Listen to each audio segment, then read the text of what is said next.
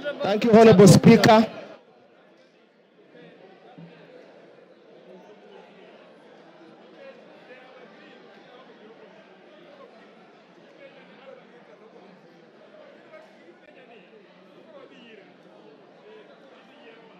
Honorable Speaker.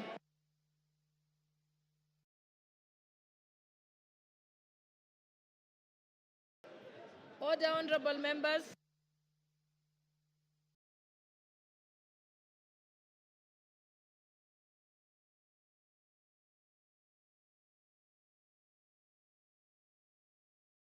Order, honorable members.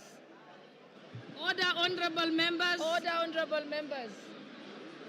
Order, honorable members. Order, honorable members. Order, honorable members. Order, honorable members. Order, honorable members. Order, honorable members. Order, honorable members. Okay, I think we can proceed. Honorable member for Funyula. Okay, I think we can proceed. Why don't you honorable member for Funyula to make his statement? Why don't you let's allow Dr. Pukose to make his statement, then you go next. The Health Committee. Honorable Pukose, Chairperson of the Health Committee. Thank you, Madam Speaker. Thank you, Madam Speaker. I wish to Thank you, Madam Speaker. I wish to make a statement on the shift from NHIF rollout of the universal to shift health coverage. rollout of the universal health Honorable coverage. Speaker, the Ministry of Health Honorable and Speaker, Social Health Authority, The Ministry of Health and Social Health Authority is today rolling out the Social Health Authority under the three healthcare funds, services and that benefits is the primary under the healthcare three fund, funds. Social Health That is the Insurance primary Fund, health care and fund, the Emergency Chronic Social and Health Critical Insurance Fund, Illness Fund, and the Emergency established Chronic and under the Critical Social Health Illness Insurance Fund, Act, established number 16 under of the Social Health 2023, Insurance that Act, was enacted by number this 16 House of almost a year 2023, ago. that was enacted Act by is this being House almost a year ago. operationalized by This the act is government being as- operationalized by the government, Access to SHA by the healthcare government. services Access and the to benefits SHA being offered by healthcare SHA services is being rolled and out the today, benefits 1st being October offered by SHA 2024. is being rolled out today, 1st As the October chairperson of the Departmental 2024. Committee on Health, As I the rise to give chairperson a of the statement on Departmental matters Committee on concerning Health, the procurement I rise to give of a the statement on Integrated matters Health concerning the Information procurement Technology of by the Ministry of Integrated Health, Health which has Information Technology elicited System a lot of by the debate. Ministry of Health, which has elicited a Speaker, lot of debate. Members of the Departmental Committee on Health have raised concerns regarding the procurement of this system. In response to these concerns, the Ministry of Health was invited to Have clarify raised the concerns procurement regarding the process procurement of this and system. provide evidence In of response to these compliance with concerns, the Public the Procurement Ministry and of Health Asset was Disposal Act invited to to have clarify raised the concerns procurement regarding the process procurement of this and system. Honorable Speaker, the committee made the following observations from its engagements with the ministry. One, the Ministry of Health, through the State Department for Medical Services, undertook the procurement of Integrated Health Information Technology System as part of the implementation of universal health care in the country. The ministry submitted that the primary aim of this integrated system is to address the existing challenges in the healthcare sector, including issues of interoperability, data quality, accessibility, and affordability. The Ministry of Health is aligned with the Kenya Health Sector Strategic and Investment Plan, the Kenya Health Data Collaborative, and the Kenya Digital Economy Blueprint, all under the guidance of Section 105 of the Health Act, Cap 241. Honorable Speaker, the system procurement involves a contract valued at Kenya shillings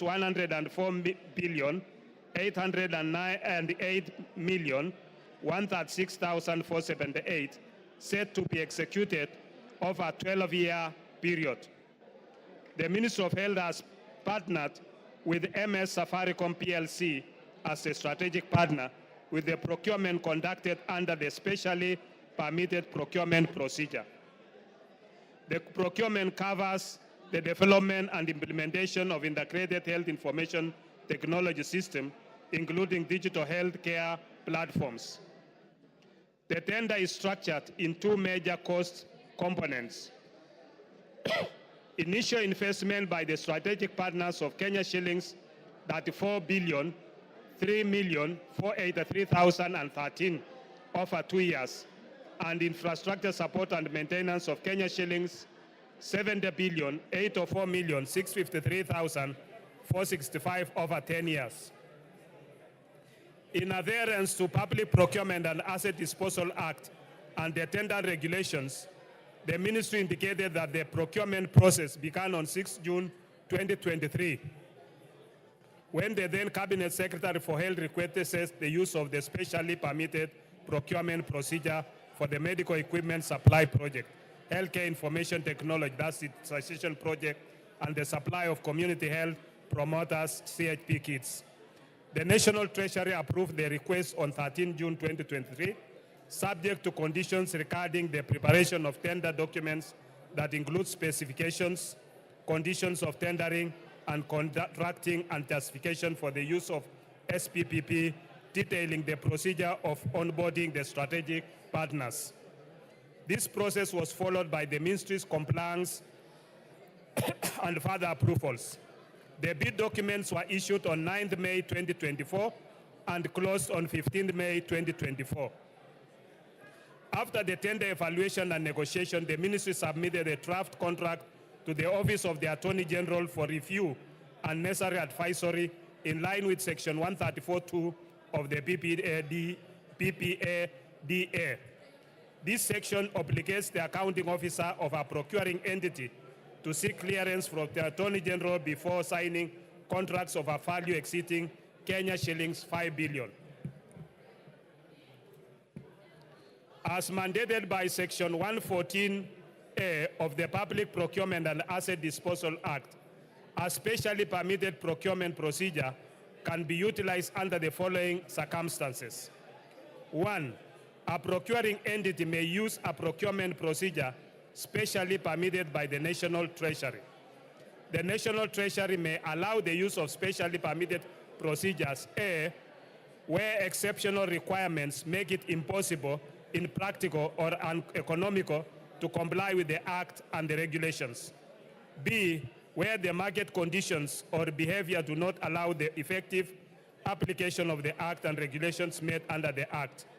C, for specialized or particular requirements which are regulated or governed by harmonized international standards or practices.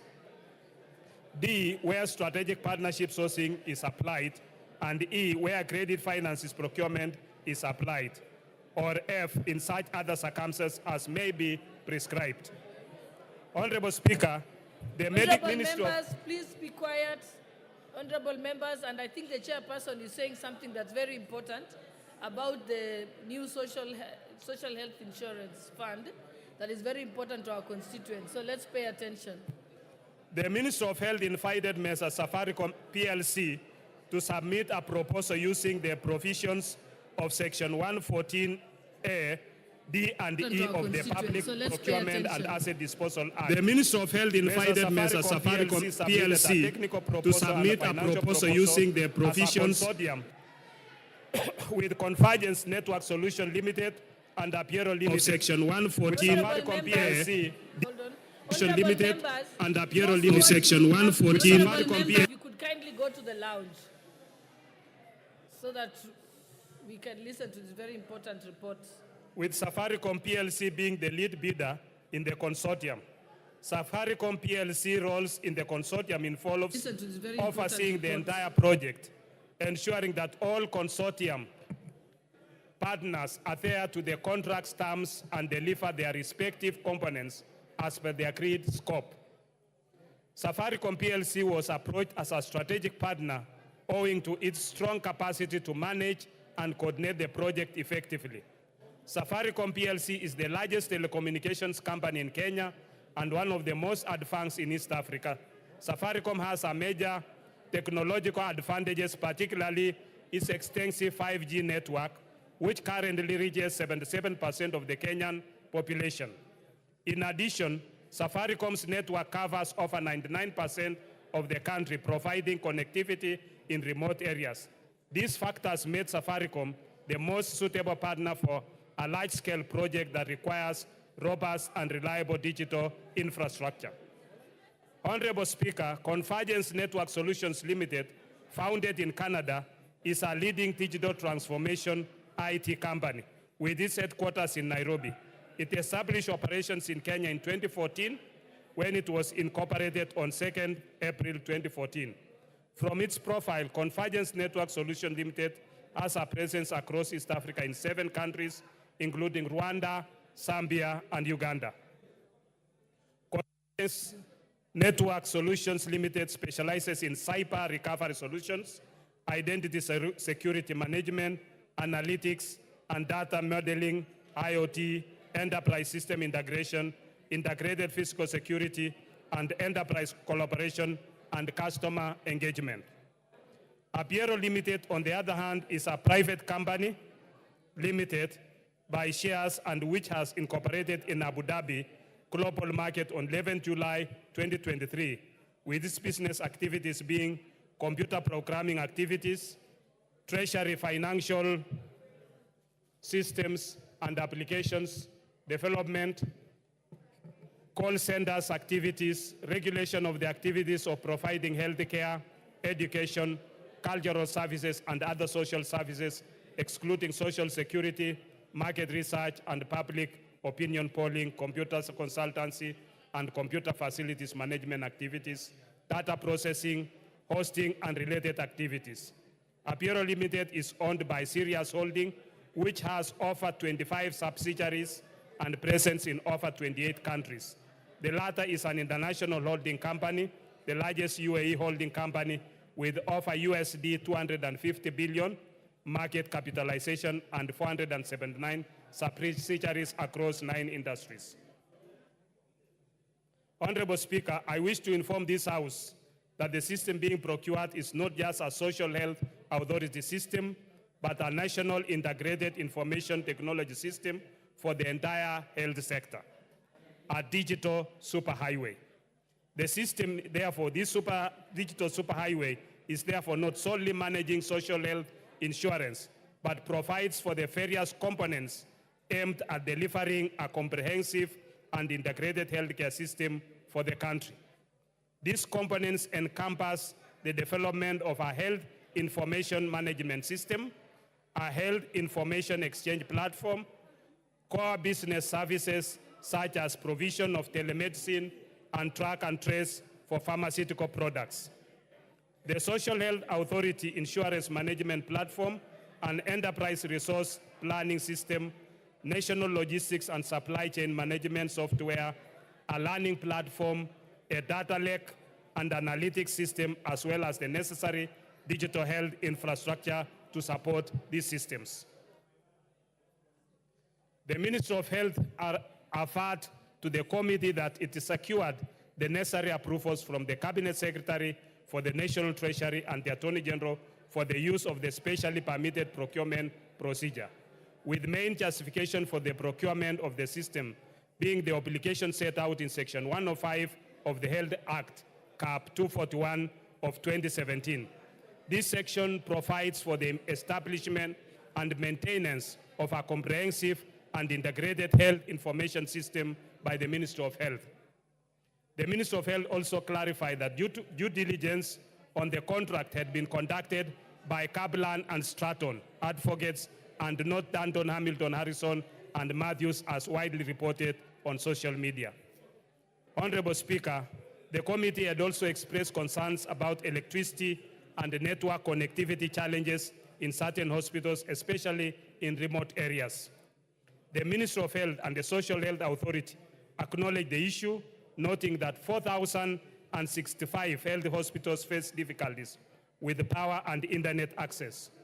To mitigate these challenges, hospitals will receive devices with power banks for backup power. Additionally, the digital system will function in offline mode, ensuring hospitals can operate without internet access. The ministry is also collaborating with the Ministry of Energy to secure infrastructure upgrades, including reliable electricity, to facilitate the full implementation of the digital health system. The Ministry of Health further assured the committee that there are at least 3 connectivity lines available to support the system in case of system down or failure. Madam Speaker, the Ministry of Health and the Social Health Authority, in the meeting held with the committee yesterday, Monday, 30th September 2024, highlighted its preparedness on the rollout of the access to social health benefits. The Ministry of Health submitted that as of 28th of September 2024, the SHA system had registered approximately 2 million new members, while 9 million members from the NHIF system were to be transitioned to the SHA platform. Honorable Speaker, in conclusion, the Integrated Health Information Technology System, if implemented by the Ministry of Health in the manner that the latter explained to the committee, would contribute significantly to the digitization and modernization of Kenya's healthcare system, ensuring accessible, affordable, and high-quality care for all Kenyans, as envisioned in the Kenya Health Policy 2014 to 2030 and the Kenya Universal Health Coverage Policy 2020 to 2030. Thank you, Honorable Speaker. I submit. Thank you. Next now. You have a point of order? Okay. Thank you, Honorable Speaker. We just want to interrogate the statement. I have a few concerns, Honorable Speaker. One, I think as a National Assembly, we should sit back and understand what is going on. I'm seated with some members of that committee, Madam Speaker, and they are expressing dissatisfaction on what's going on. Madam Speaker, few fundamental issues about such a thing. I don't understand how such a program can go on without public participation. This is a house of rules. We enact laws. We are supposed to follow the laws. Two, Madam Speaker, the greatest systems, most sophisticated, KRA, name them, I have never heard of a system that cost 1 or 4 billion. A system, Madam Speaker. I'm told the system, the platform that NHIF ran on, the system, they only needed 700 million that NHIF ran on. The system, they only are whooping 100 I'm told that NHIF ran the system, they only are whooping 100 I'm told that these people did single sourcing. The government went for single sourcing for NHIF ran the system, they only are whooping. We cannot allow this to go on in this country. We are saying, take a step back, go and listen to what Kenyans are saying. We cannot take all the important infrastructure of this government in one foreigner called Adani.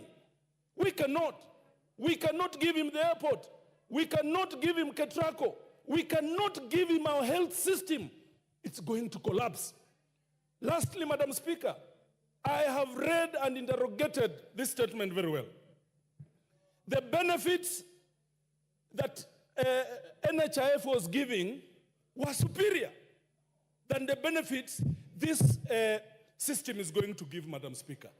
I want to beseech this National Assembly that when the country is headed in a wrong direction, we must say no. Let's step back and listen. This thing is a bad thing. It is causing damage to our country. We will not have a country at the end of the day. Mr. Chairman, sit back, go and follow processes. You cannot award a contractor of 1 or 4 billion by single sourcing. You cannot. The eating is just too much.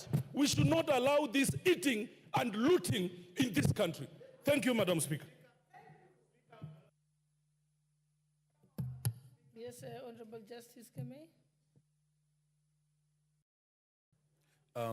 Thank you, Madam Speaker. Make it brief so that the chairperson will be able to respond. I'll be very brief, Madam Speaker. And mine is not related to the statement that has been given by the chairman of the Health Committee. But, Madam Speaker, I thought I'm only letting you, I'm entertaining any comments on what the chairperson. has said. What do you want to talk about? Sorry, Chair. I had sought a statement from the chairman of the Health Committee on the 15th of August this year on the state of smallpox in this country, mpox, sorry. Okay, I think there's no relevance to what we are discussing now, so you'll have to ask that at another time. Okay. Yes, Honorable Member for Funyula, then I'll come to you, Beatrice Elachi. Honorable Speaker, I'll make it very brief. Honorable Speaker, I'm shocked beyond belief. I'm shocked that a member of parliament can come and stand here and justify the massive rip-off. 104 billion, Honorable Speaker, just to run a system. Honorable Speaker, to be honest, Chairman, we beseech you. You are a Kenyan. Be mindful of the people of Kenya. 104 billion going to the hands of insiders of this government is a rip-off. We cannot afford to steal from Kenya to this extent, Honorable Speaker. How heartless can you be? Just go back, Honorable Chair. Single sourcing, 104 billion. Where on earth? Just go, reflect, think about it, involve your committee members, and surely tell yourself, this, you are a Catholic like me. You are a Christian. You cannot afford to steal when you have no remorse. Thank you, Honorable Speaker. Honorable Elachi. Thank you, Madam Speaker. Mine is just to ask Chair to guide us, because we have many, many people with chronic diseases who have been using NHIF. We have now changed from today into shift. And they need to understand that if I go, because when you say star 147, everybody was trying and nobody was able even to enter into this system. For me, what is a bit sad is that you can imagine somebody who was going for dialysis does not know what to do when they arrive in hospital. How I wish the Ministry of Health can put in a public notice saying, if I have an NHIF and I've been going through chronic diseases, dialysis or whatever, I arrive in hospital with my NHIF, you put me in the system, you give me this shift card or whatever it is, it will help us. But lastly, if we want to be really people who look in humanity in eyes, I am hoping that that system never costed us 104 billion when the president is struggling with a Eurobond, which again we did the worst mistake at that time. That Eurobond costed us 16% on a dollar, when that time Egypt was getting the same Eurobond with 3%. Let us not go back to those things that happened 2013, 2014, and we are back here. It will be as wrong, as evil, as it has never happened. Thank you, Madam Speaker. Yes, Honorable Kibagendi, and then I'll come to you, Honorable Nyikal. Madam Speaker, I sit in the Health Committee, and I have raised concerns about a bulk of what fellow members have raised here this afternoon. One of my concerns, of course, was about the cost of this particular system, given that some of the most sophisticated systems that we have in this country are KRA, Safaricom, M-Pesa, and a few others that cost less than 10 billion Kenya shillings. I'm wondering why we should genuinely spend 104 billion shillings on a system that those who created the NHIF system were willing to upgrade for less than 1 billion shillings. 104 billion shillings is adequate to take care of primary school children. For 10 years, it's 9 billion per year. They would have lunch in school. Secondly, Madam Speaker, why this system should offer an inferior benefit, yet members now pay more. imagine, Madam Speaker, they are saying in a family, you can only benefit, only one individual can benefit to go for diabetes tests per year, one person, and it's only 4,000 shillings. Only one person can benefit on matters to do with dental, and it's about 2,000 shillings. Only one member in a family can benefit with optical medical care. It is absurd given what we had in NHIF. If indeed NHIF had issues, our focus should have been to review the claims management department. And today, Madam Speaker, I would like to bring to your attention that even in this social health authority, there is a scheme to outsource the core mandate of this particular authority, which is the claims management department. And that will be a loss of funds that would have been used to support poor Kenyans. Madam Speaker, this is something that I've been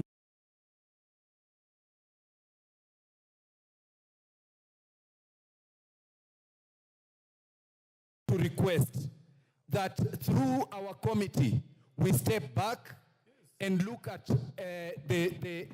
I've forgotten to mention, in our committee, we requested the ministry to produce even one photo of a public participation event. They could not produce even one. There was no public participation anywhere in this country. So, Madam Speaker, I would request as a member of that particular committee, and there is a lot that we can talk about. We step back and review this and even the cost. I forgot to mention also that the companies that benefited from this particular contract have never developed any kind of this system anywhere in the world. One of them was just registered the other day in July. So you can imagine the haste in which those who intend to benefit from this had. Thank you, Madam Speaker. I think we just have one more voice, and then we can end this, and I'll allow the... Okay. All right, I'll go to Honorable Deputy Leader of Majority, and then I'll... Oh, yes, sorry. I'm sorry, Honorable Oren, yes. Honorable Nikal was next, then I'll come to you. Thank you, Chair. I'm a member of the Health Committee, and I'll stand here and say the statement our Chair has read does not reflect the position of the members of that committee. Statement number one, and I say it with courage. Two, let me finish. What's your point of order? Madam Speaker, indeed, if members of the Health Committee are saying that what the statement the chairman has read to this House is not a representative of the views of members of the Health Committee, then why are we discussing it in the first place? Okay. Yeah, why are we discussing it, Madam? Okay. Is that in order? So let me allow Honorable Nikal, and What? then you will have a chance to respond to this, Honorable Bukose. Speaker, to begin with, we were not even aware that this statement was going to be made here. And when there are three issues here, one is the issue, the integrated health information system, the purchase of which is costing 104 billion. That's one issue. Issue number two is the transition process that Honorable Elachi was talking about. Issue number three is the issue of the outsourcing of claims. Let me talk about the issue of the integrated system. The information we got from the ministry as far as the procurement process was concerned, they followed the law as they interpreted it, but we were not satisfied. And these are the issues we raised, and we said we should get more information on. One, we could not ascertain whether the cabinet was actually aware of this. The procurement starts with the ministry, and you do not see any information behind that is linking with the cabinet. And at one time, the PS was saying the cabinet can be informed, given for information when you were purchasing at 104 billion. We didn't agree with that. 2, we were not satisfied that enough effort was made to get other institutions or other partners that would provide this at a lesser cost, even compete. It was not clear to us how Safaricom got the request for proposal and is the only one that got the request proposal. Why not others? And we said we will need that information later. Madam Speaker, it was not clear to us whether due diligence was done on the partners in the consortium where Safaricom was the lead, particularly Apiero, because there had been a lot of information about Apiero. That we did not get, and we actually at the end of the meeting said we are either going to get that or we'll do it ourselves. The ministry did not give us enough information on that due diligence. Madam Speaker, it was not clear to us how this money is going to be paid. When we asked the PS said it is the users. And Madam Speaker, this system is huge. It will even involve the private health institutions. It will even involve the regulatory authorities all the regulatory authorities and the health sector. It will even involve the health facilities in the counties. And it was not clear how these users will actually pay for it. And we were informed that they are going to do a cash flow, a simulation of how this will be paid. And we had not reached that level as yet. With that, Madam Speaker, we were not satisfied and we are surprised that our chair is reading this in this House. When it comes to transition, we were sure that the people were not given enough information, because what Honorable Lachi was asking was, if you have NHIF and we are transiting to SHA, will you get treatment? We were told, yes, when you go there, you will get treatment. But that information is not with the people. So we said, what is it that is being launched? You can launch the beginning of a process, but you cannot say you have shifted and people therefore will not get that service. So we were not satisfied. On outsourcing, on claims, that was one of the biggest issues we raised during the discussion on this law here. We asked and they said for the time being, SHA will do it itself. And we are not sure whether that is so, because the law provided that May. We were concerned about the May. Those who are here may remember. So, Madam Speaker, this, in the view of the committee, we have not reached a conclusion about this. So with that, Madam Speaker, I say it does not represent the view of members of the committee. Okay, let me give Honorable Makali the point of order. I will come to you so that you can respond. Just note them down. Thank you very much, Honorable Speaker. Honorable Speaker, Honorable Yikal is a ranking member in this House and a serious expert in matters health. He has made statements here, which I think, because this House of Records, he says the chair of this committee have submitted a report in this House which does not reflect the views of the committee members. Would I be in order, Honorable Chair, to demand that the chair of the committee tables in this House the minutes of the committee and a list of members who have signed for the adoption of that report? That's the only way we can clear the air. What's your point of order, Honorable KJ? I'll come to you. Let KJ make his... Madam Speaker, as much as this is a House of Records, it's also a House of procedure. It is also a House of traditions. To my mind, what has been laid on the floor of the House today is not the property of any committee. Neither is it the property of the chair. In fact, if I was keen enough to listen to what the chair said when they were moving this, the chairperson, Dr. Pukose, said that he's presenting as a ministry statement. And the ministry is at liberty to transmit statements to this house at any moment. And even responses that come from requests for statements actually are directed to chairpersons.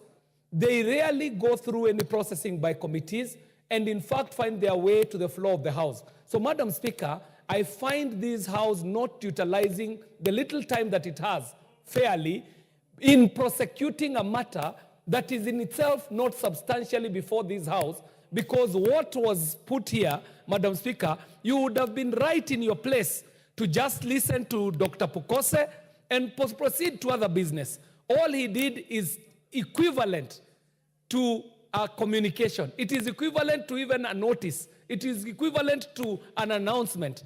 To open it up to a debate is to take the statement to be a substantive motion before this House, which it is not.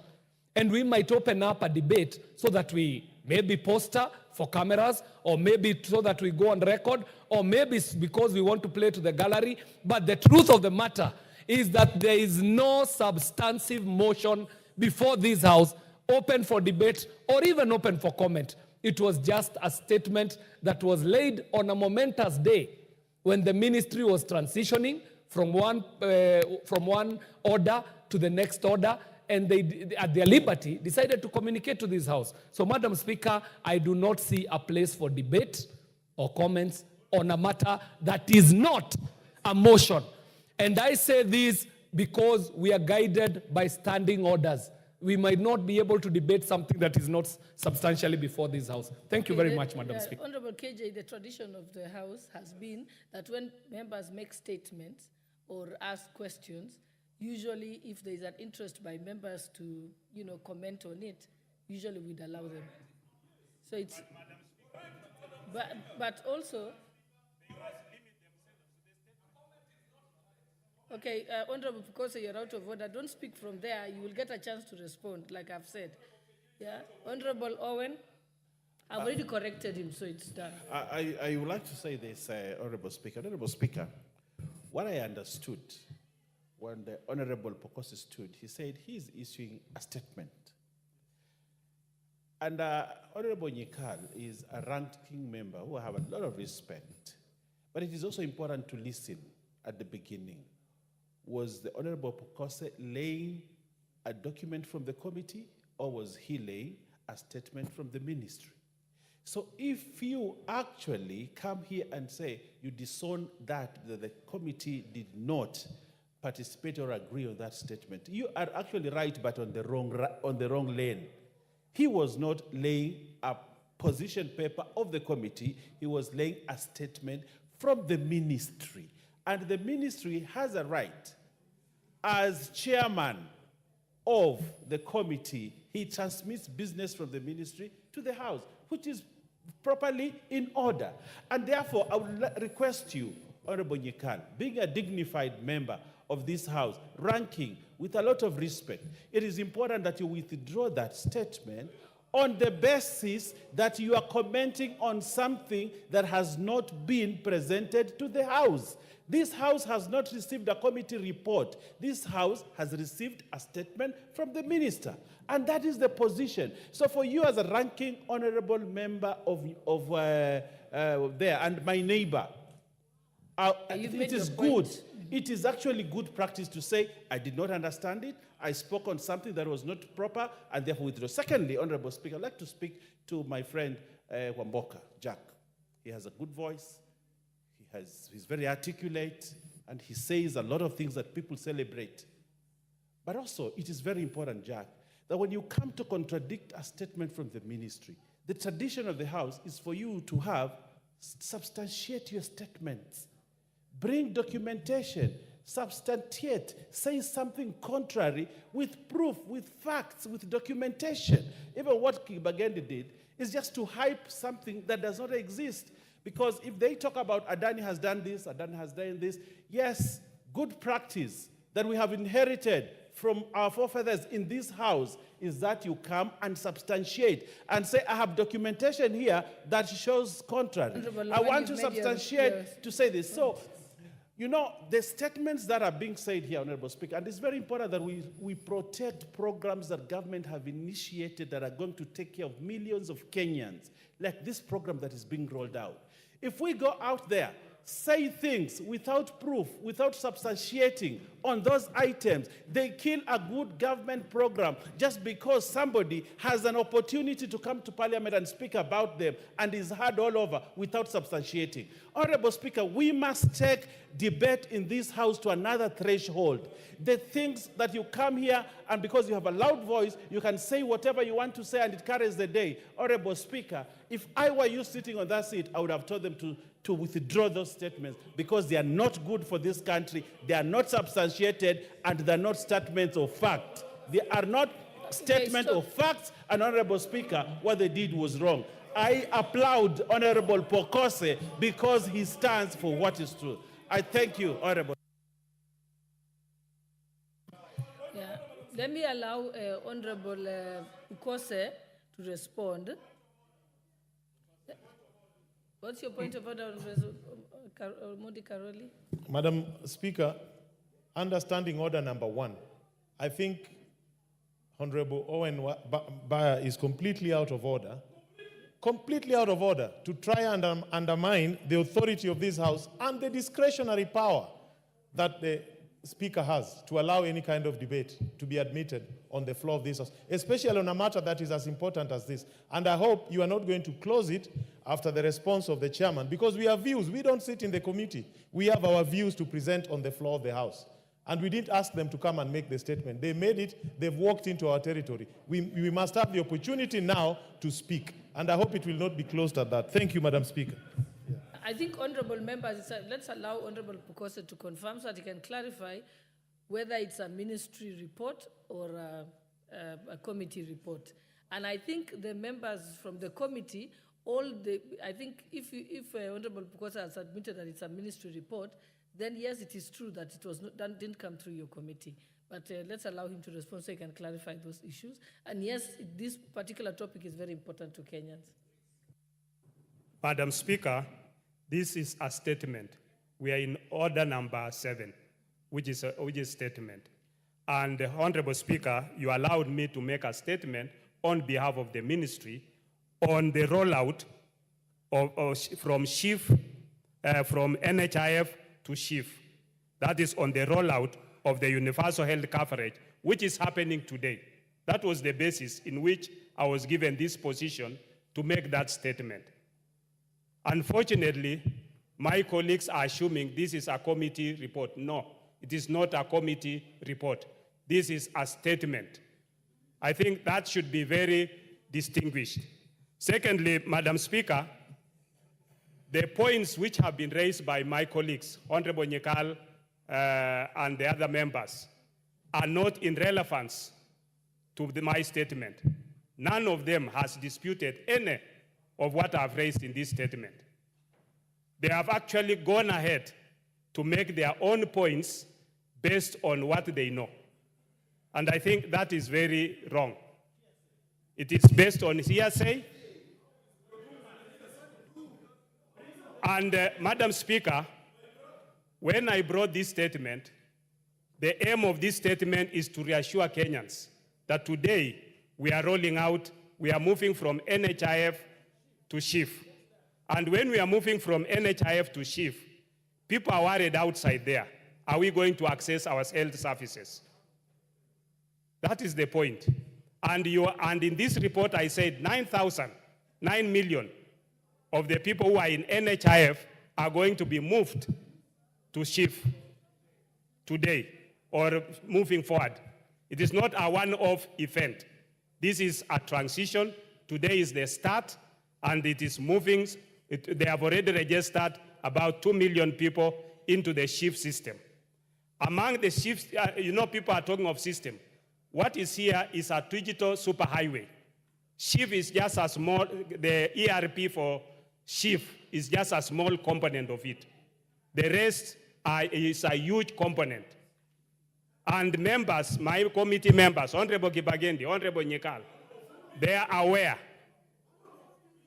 And this is not, unfortunately, I listened to you, I didn't dispute what you are saying, but you are talking from an ignorant point. Because what is happening is you have... Give him a chance to complete explaining. You have... You know, unfortunately, and this is where we get problems, because you want to go and explain to your people, and you don't have facts. In this digital superhighway, it is connected to the national registration barrier and many other systems within it. It's a huge thing. It has two components. When we now go into the digital superhighway, it has two components. And this is not a SHA system. This is a digital health authority system. It's a Ministry of Health system. So what happens is you have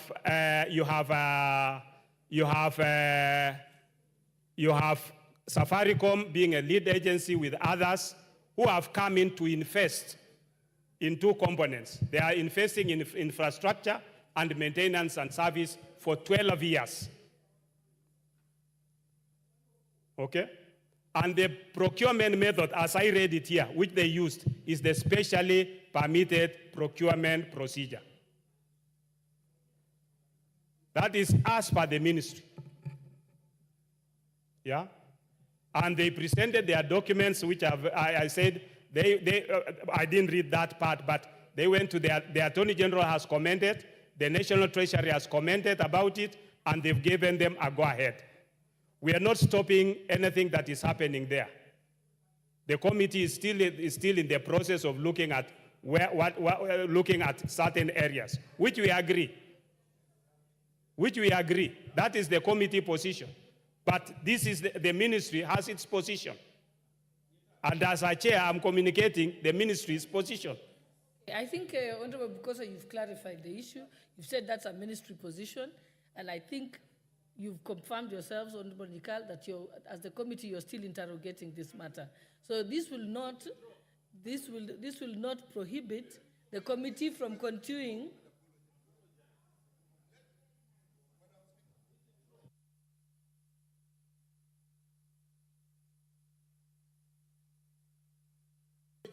If a statement is being made, give me.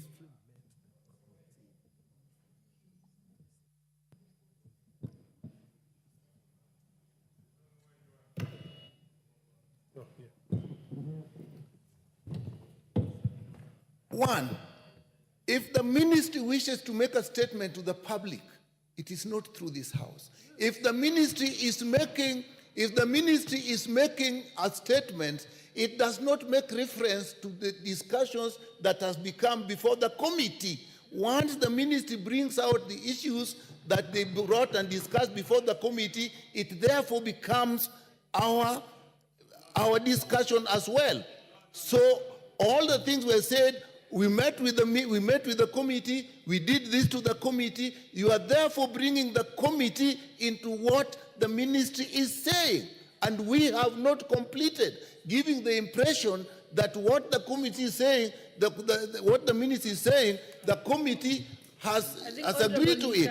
So on that, there is nothing to withdraw and to apologize about. Okay, Honorable Nyikal, I think it's understanding Order 44B, you know, the leader of majority or minority or chairperson of a committee or their designee may make a statement relating to their responsibilities in the House or activities of the committee. So yes, they're responsible to oversight the Ministry of Health. So yes, he's in order to come and make that statement as a statement coming from to the people. Yes. He hasn't referred to he didn't refer to. He has not referred to the committee, and I think he's made it clear. It's a ministry statement. The committee will be at liberty. You'll be at liberty to continue to interrogate this issue. Yeah, it doesn't affect your operations because you can still come and question the ministry.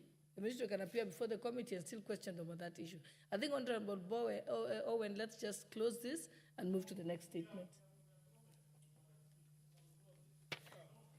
No, I think the comments were more based when people thought it was okay, I'll just allow you, Honorable Karoli, but... Thank you, Madam Speaker. Very briefly, though. Yes, normally I'm very brief. Madam Speaker, ever since this particular matter came into public limelight, I think both the country and the House are addressing the wrong issue. Let me explain why. What is being touted as being supplied by a consortium led by Safaricom is nothing other than an information management system. It is a digital, as they call it, a digital superhighway. It is an information management system.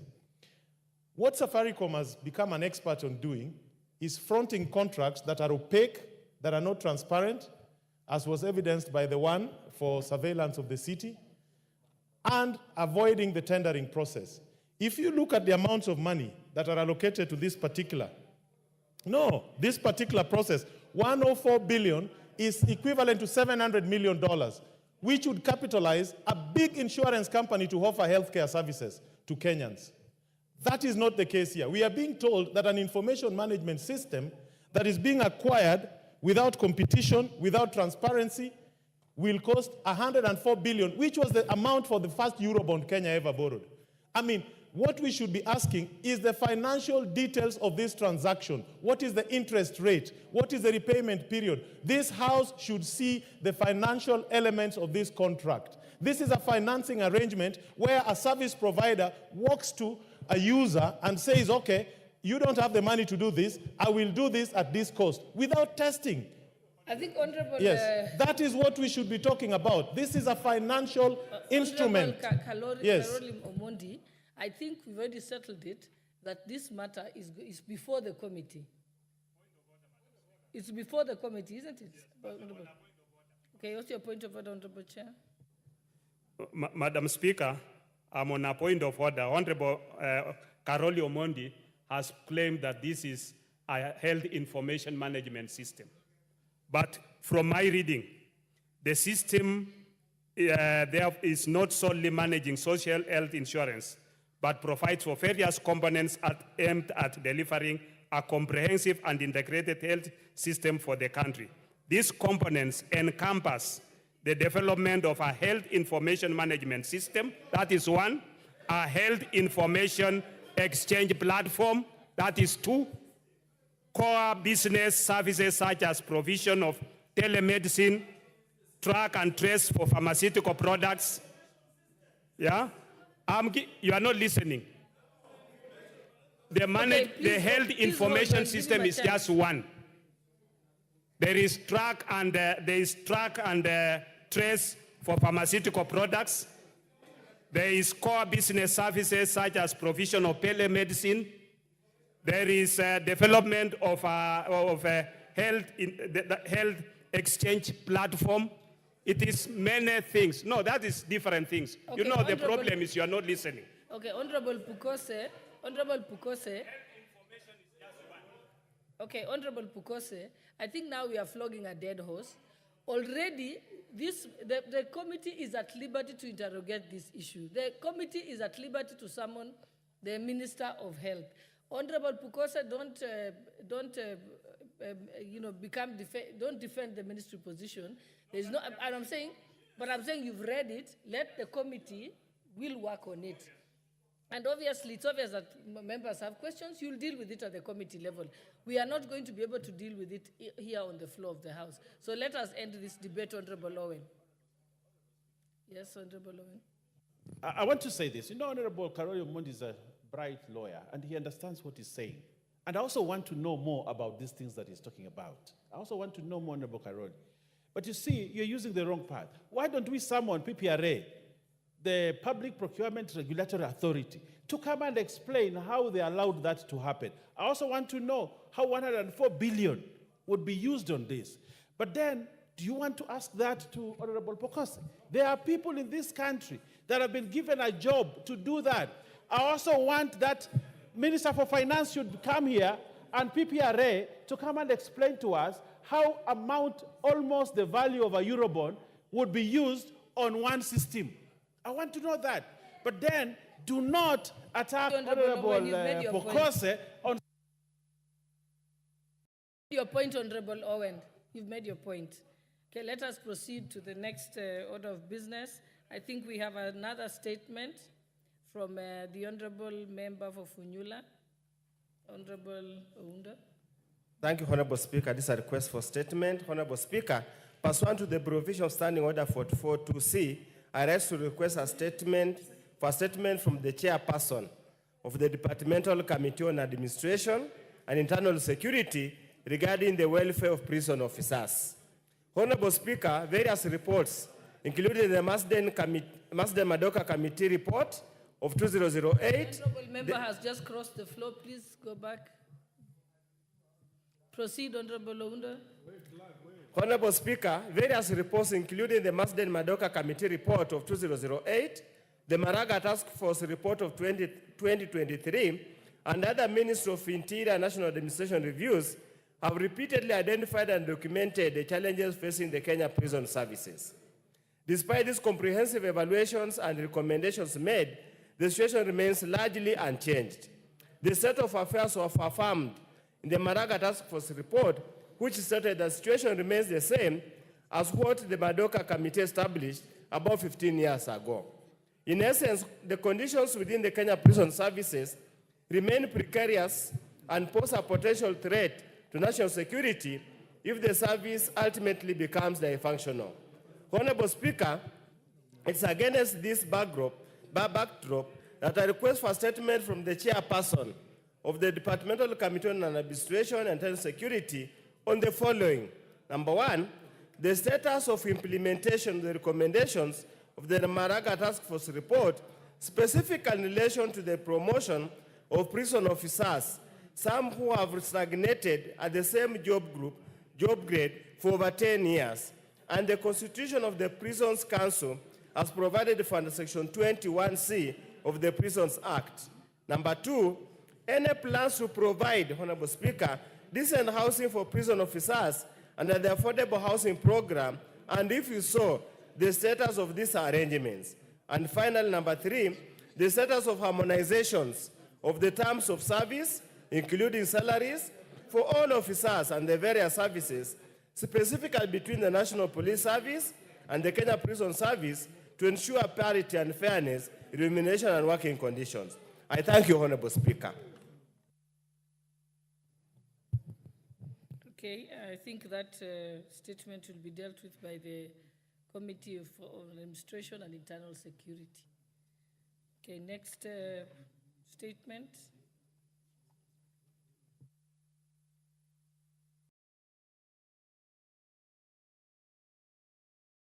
Is there anybody from that committee, Administration and Internal Security? In the mic. Thank you very much, Madam Madam Speaker. But that statement is to actually the State Department of Correctional Services, which falls under Justice and Legal Affairs. So I believe that will be the right committee which will handle the statement, and that can be done within 14 days if it is forwarded immediately to the State Department of Correctional Services. Thank you for that correction. Now I remember actually that was moved to Justice and Legal Affairs. Okay. The next statement is by Honorable Member for Langata. Thank you, Madam Speaker. Honorable Speaker, pursuant to the provision of the Standing Order 44.2c, I rise to request a statement from the chairperson of the Departmental Committee on Defense, Intelligence and Foreign Relations regarding the current management and public access to Uhuru Gardens. Honorable Speaker, Uhuru Gardens is one of the Kenya's most significant national monumental facilities. It holds deep historical value as it is the site where the Kenyan flag was hoisted during the Declaration of Independence on the 12th December 1963. It symbolizes the birth of the nation and Kenya's freedom from colonial rule. The facility is a site that represents Kenyan national identity, national pride, where citizens can reflect on the country's history, achievement, and aspirations. For many years, Uhuru Gardens was available recreational space for the local community and tourists. The expansive green space allowed people to engage in physical activities such as morning runs, picnics, relaxation, and now more so content creation for the young people called the Gen Zs, hence promoting physical and mental well-being. Public access to such facilities is therefore essential for the community health and social cohesion. The situation changed when the facilities was placed under the military oversight, which has restricted public access. Honorable Speaker, it is against this background that I rise to request for a statement from the chairperson of the Departmental Committee on Defense, Intelligence and Foreign Relations on the following. 1, clarification whether Uhuru Gardens will remain an open public space as it was earlier or has become a space of control visits and access. 2, a report on the status of the completion of the renovation of Uhuru Gardens by the KDF and when will the public be granted access. 3, the reasons for permission of certain activities such as marathons, music concerts at Uhuru Gardens while the general public is denied access. 4, plans in place to ensure that Uhuru Gardens is listed under the e-citizen platform, specifically the 222 portal, to allow citizens to make payments or bookings for